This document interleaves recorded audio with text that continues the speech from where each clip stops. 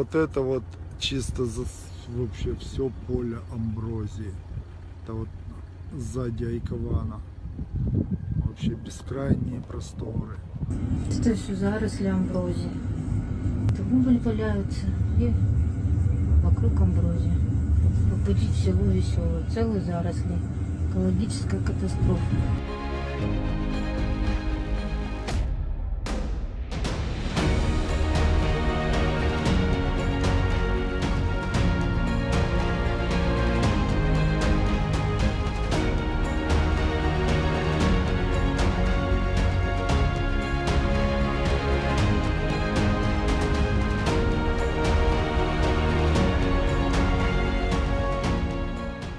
Все задыхаются, у всех проблема, то есть, аллергия страшная. Чихают, дышать не могут, глаза отекшие, слезы постоянные, из дома невозможно выйти. Весь поселок зарос амброзией.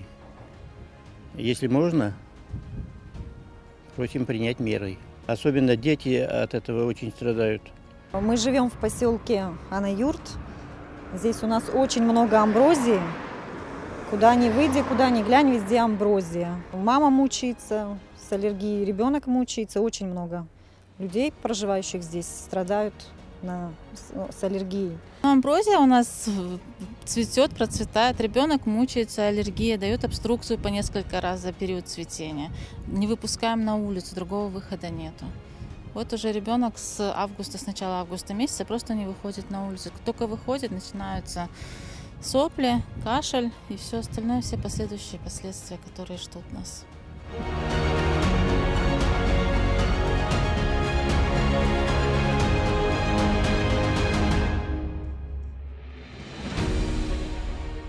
Просим принять меры по борьбе с амброзией. В сельсовет обращались. Периодически скашивают траву, но результата мало.